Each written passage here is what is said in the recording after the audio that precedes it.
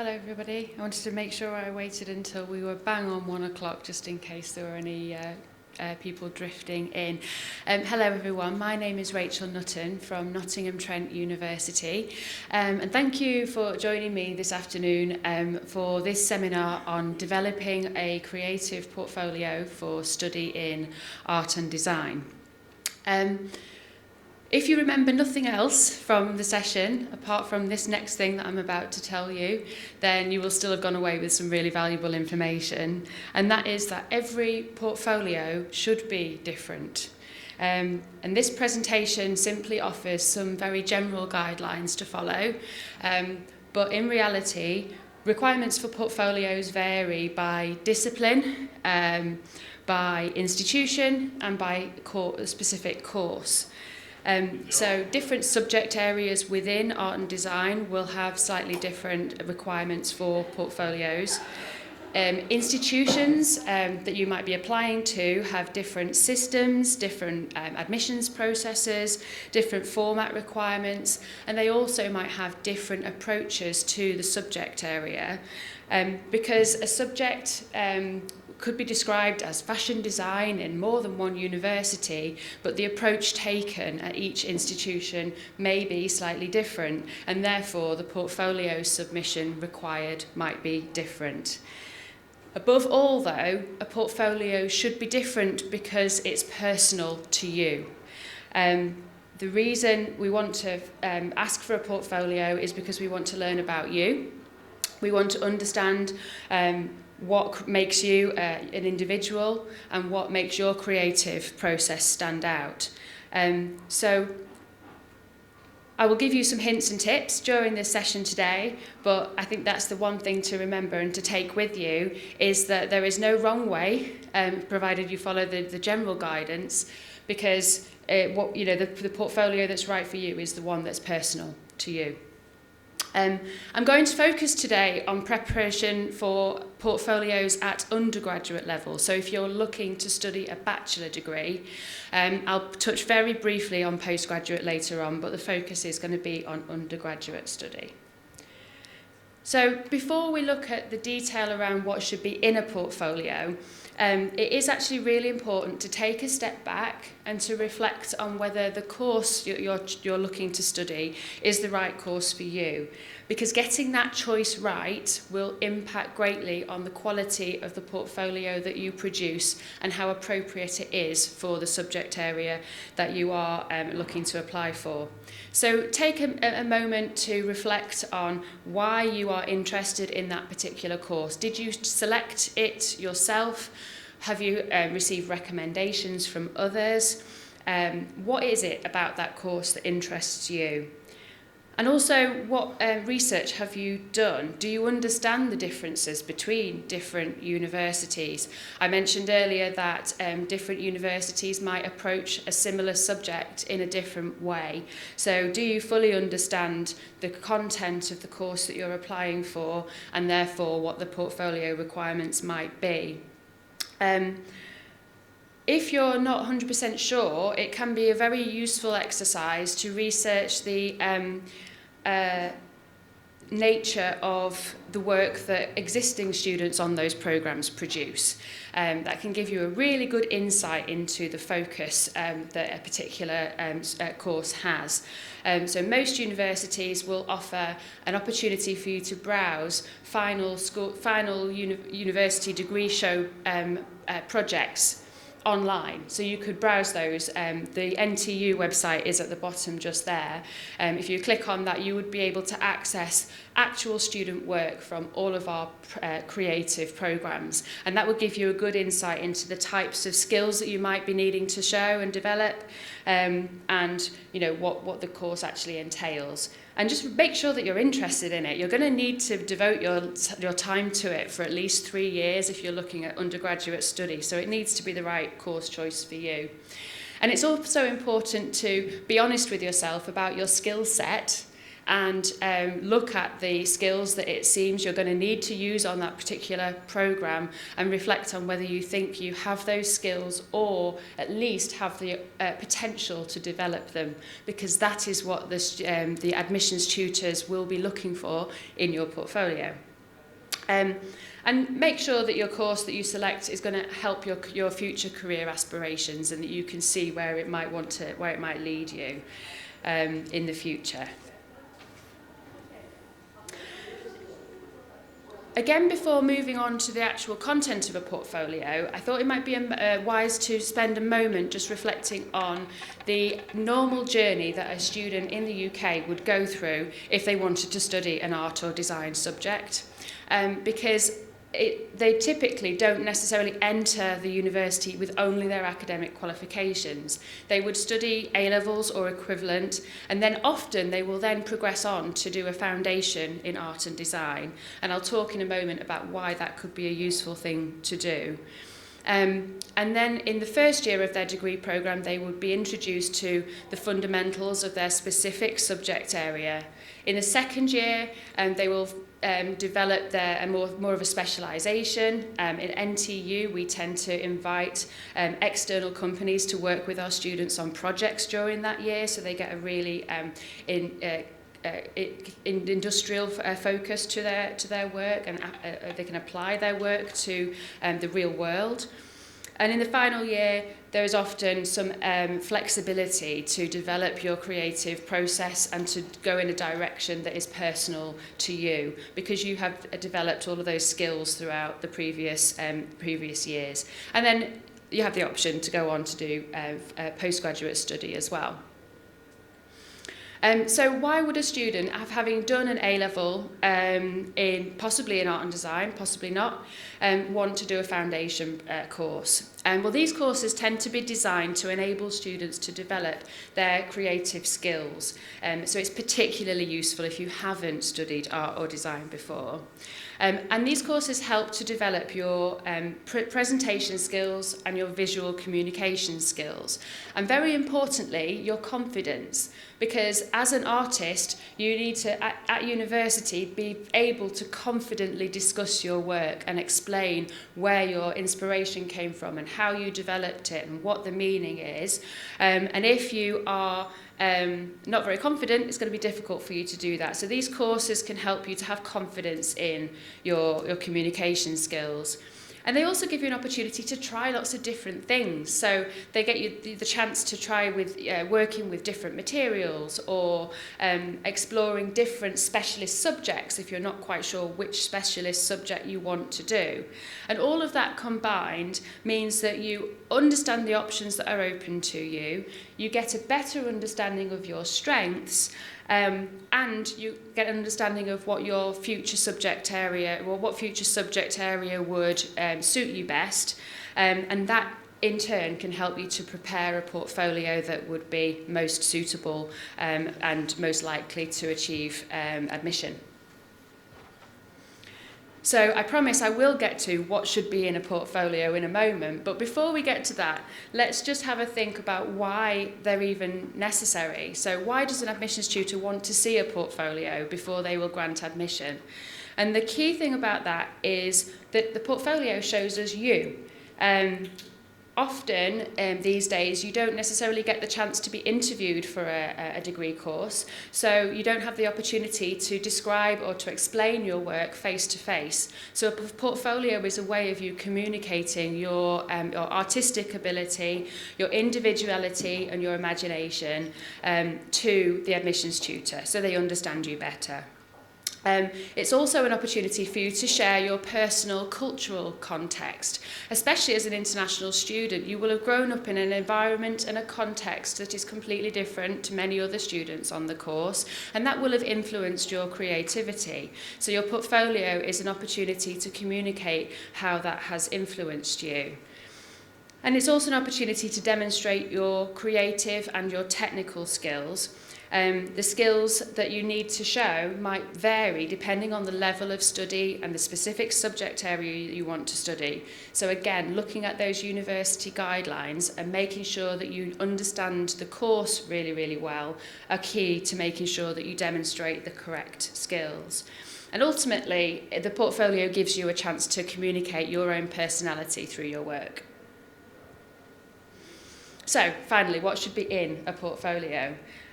So typically admissions tutors like to see a blend of both primary and secondary research.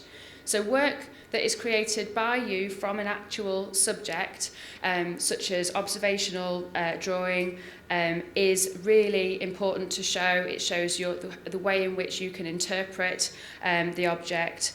But it's also useful to set that alongside and in context with secondary research, perhaps that you've found online related to designers or publications or artists that interest you. And that context and the inspiration that gives you can be really useful to your portfolio. It also shows your interest in the subject if you're willing to do that secondary research as well as creating your own work. The admissions tutor wants to see your most interesting pieces. They don't want to see everything. And actually it's quite a skill to be selective and to be able to choose the most appropriate pieces to include.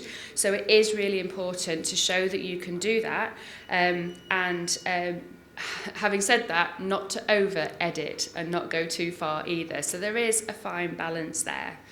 And it's also important to show the development work. Unrefined work is really, really important, not just the finished work, because the unrefined work helps us to see how you develop your ideas and what your creative process is. You can even show things that failed, as long as you understand why it failed. A creative failure is still a creative act, as one of our lecturers recently said. In addition, you're probably going to want to demonstrate that you can use a wide range of media and materials and also experiment with your ideas. So have fun with different things like fabrics, photos, paintings, drawings, and include a range to show that you have that mix of abilities. But ultimately, we want you to demonstrate your own personal creative journey. So including pages from sketchbooks can be a really good way of doing that, because they tend to be very unique to you and they often show all of your rough workings as well.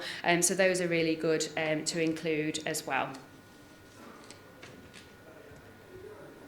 So we've talked a little bit about the fact that we want to see the idea development. So this would involve showing your initial research, and then showing the stages that you went through between your inspiration, your idea, and the final outcome.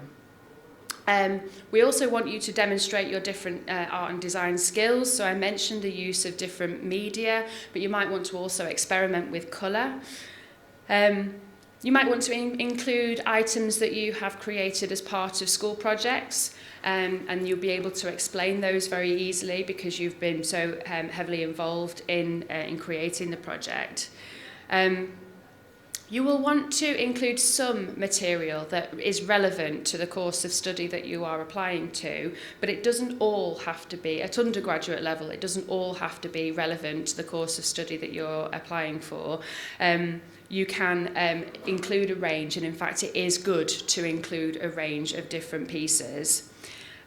And it's good to demonstrate that you have an understanding of current issues and current context. So is there an exhibition that you've been to or a global situation that inspires you that you can represent through your work? That can be good to demonstrate as well. And all of this helps to demonstrate your passion for the subject area. If you remember that the person who's looking at the portfolio most certainly has got a passion for the subject area, because they have chosen to devote their life to not just creating themselves but teaching that subject area. It gives you an idea of the level of passion that you want to convey to impress them. But as I said at the beginning, it's also really, really important to be careful to check for the specific portfolio requirements for the institution that you want to apply for, because it does vary. So at Nottingham Trent University, we say that you would need to provide between 10 to 15 slides, but that doesn't mean 10 to 15 pieces of work.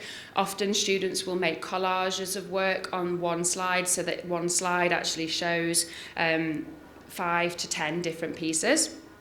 But but also check whether an institution expects you to group the items in a particular way or organise the portfolio in a particular way. They might want to see something chronological. They might give you the freedom to choose the order that you think is most suitable. So do double check that before you submit. And the correct digital format, it seems obvious to say it, but there is no point in putting a huge amount of work into your portfolio and then sending it off to the university, but if they then can't open it because it's too big a file, so they can't store it because it's too big a file size, or they can't open it because it's been made with a program that they aren't using. So it's very, very important just to make sure that you follow those guidelines really, really carefully to make sure that your portfolio does get seen and assessed appropriately. So just to illustrate some of the items and the types of skills that you might want to demonstrate within a portfolio. So observational life drawing can be a difficult skill. So you might want to include some drawing within your portfolio, whatever subject area you want to study, because drawing is often a really core, fundamental starting point for many creative subjects. But when you are doing your drawings, you might want to develop them further, show different approaches to drawing. Here they've used they've played with text, they've used collage and montage as well. So this shows an ability to develop drawing, and particularly you could have the option to develop it in a way that is appropriate to the subject area. Show that you can work with a range of different media and materials. So you might want to work with paint, pencil, computer generation. So this example is where a student has taken an initial sketch and then they have zoned in on a particular section of that sketch, and they have experimented with changing the media that they're using and the colours that they're using as well. And this shows that you can develop from the original to show your ideas in your portfolio. I mentioned including pieces that are relevant to the specific subject. So this student has provided some work that experiments with print on garments. They were applying for fashion design. And exploring experimenting with colour. So they don't necessarily want to see a fully black and white portfolio. They want to know that you've got the confidence to experiment with different colours and putting them together in different formats. And it can be good to explore a range of concepts in different ways. So this particular student, it's the same student for both examples, and they have experimented using film, and then they've also done a piece which is more relevant to the subject area that they're looking to apply for, which was graphic design, and they've experimented with those ideas in magazine format as well. And it can be a good idea to experiment with different materials and processes. So that could, as in these examples, include translating two-dimensional work into three-dimensional work. So especially if you're applying for a course like product design or fashion design, it could be important to demonstrate your ability to work in both 2D and 3D. And if you have any particular skills that you have developed over your time at school, then it can be useful to demonstrate those within your portfolio as well. And we talked about demonstrating a creative process. So this is where you are demonstrating how you develop your ideas, the different options that you have tried along the way, not just showing the initial idea and then jumping straight to the outcome. And actually demonstrating that journey is one of the most critical things within developing a portfolio, because it can mean the difference between acceptance and rejection, because the admissions tutor really does need to understand what your creative process was during your journey. And then I mentioned using sketchbooks. My sketchbooks are obviously very, very personal. But they do really show and illuminate how you think and how you develop your ideas. But there is no one way to include a sketchbook. So these examples show different ways in which students have demonstrated their sketches. And it can be a good idea, as in this example, to annotate your sketchbooks and annotate your work. Because, as I said at the beginning, you don't necessarily have the opportunity to meet somebody face to face and explain your work. Annotation can really help an admissions tutor understand what you were thinking when you created that work, because all artwork is open to interpretation by the person who is viewing it. So it's important for that academic member of the team to be able to understand what your thought process was and how you intended it to be received. And then we've got an example.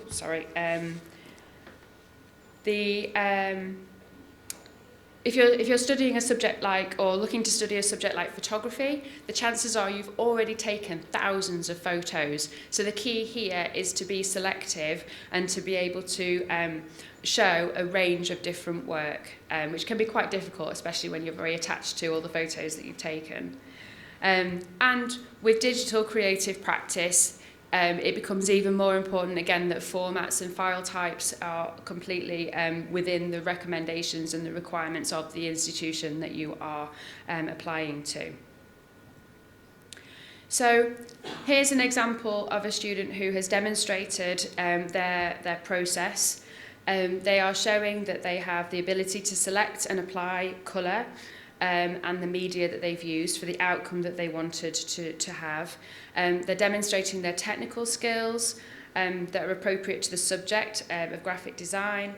They are showing their working process. You can see annotation here, which is helping to describe the process that they've gone through. And they're showing their originality and their personality through the information that they have communicated within this portfolio. As well. And at a more advanced level, if a student was looking to apply to join a course in the second or the third year of a degree programme, they would be needing to show more refined, more advanced pieces. So this gives an idea of that. Now, I said I would focus mostly on undergraduate study, but if you are interested in postgraduate or maybe considering going on to postgraduate study in the future, there are some key things to remember. And that is that most of the time, postgraduate study follows on from undergraduate study in a creative subject. It's not always absolutely essential, but it is most common for students to have done a creative subject and then be wanting to refine and progress their skills. So as a result, the portfolio that they produce for postgraduate application tends to be more focused on the specific subject area because they've had that time at undergraduate level to really understand what subject area they want to focus on. And it demonstrates that direction. A large proportion of postgraduate study is likely to be like a personal project, so you do need to have that ability to really focus in and delve in on a particular area of the discipline. It will demonstrate a high level of critical inquiry, and it will probably include projects that were created at undergraduate level that demonstrate the skills that are required. But generally speaking, the skills that are demonstrated will be more advanced and in terms of the creative and technical skills that they show. So, common mistakes when creating a portfolio. Showing too much of the same type of work. At undergraduate level, we want to see a range. Also, it's a big mistake to show only finished pieces and no workings because we do want to see that creative journey. In addition, we want you to gain inspiration from secondary research and from designers that inspire you or artists that you're impressed by, but it's really important to only take inspiration from that and not to emulate. There is a fine line between that inspiration and copying, and it's really important to stay on the correct side of that line and show your original work. If there are no annotations to explain the thought process behind the work, that can often mean a portfolio is not as well received. Or if it's badly organised, it should have a start, an interesting middle and a strong end, a bit like a book. And it should be focused on the content. If you focus too much on the way in which it's presented or try and make it too fancy and it's not very accessible, that can often detract from the content, and it makes it harder for an admissions tutor to see where you are coming from. And we also don't want it to be boring or formulaic or too similar to other people's portfolios. We want to see the unique you, and so it is really important that we can see your personality coming through. So I hope that's helpful in terms of the key tips for creating a portfolio. As I mentioned at the start, I'm from Nottingham Trent University, and we have a School of Art and Design that has been offering courses in this subject area since 1843, so we have a long history, and we have to offer courses in the majority of the disciplines within art and design, from fashion to digital arts, fine art, etc. And if you're very welcome to come and visit me at the stand. I'm number 19 today. We also have an architecture school as well, where we offer architecture and product design programs. And I mentioned earlier that it's a good idea to browse previous university students' work when you're choosing the right course. So each of our departments has a degree show website that you can browse, and those are the architecture ones just on the screen there. So if anybody's got any questions, I'm more than happy to take a couple of questions if there's time. Otherwise, I'd be happy to speak to you at my stand this afternoon. Thank you very much for listening. So the portfolio that you just described, the requirements, applies also for product design, not only the arts. For product design as well, yeah. Okay, yeah. Thank you. Yeah. But the key thing would be to look at the specific institution, the specific course, in order to be absolutely sure that you're meeting those specific requirements. Yeah.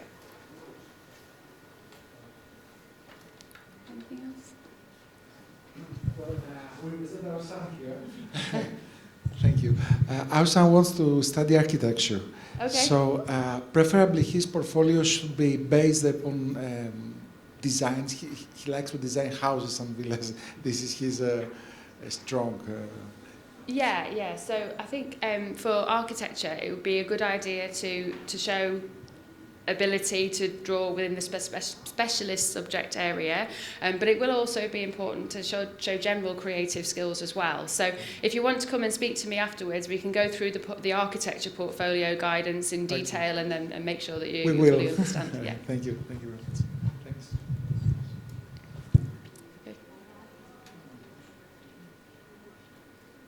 Thanks everyone. Thank you.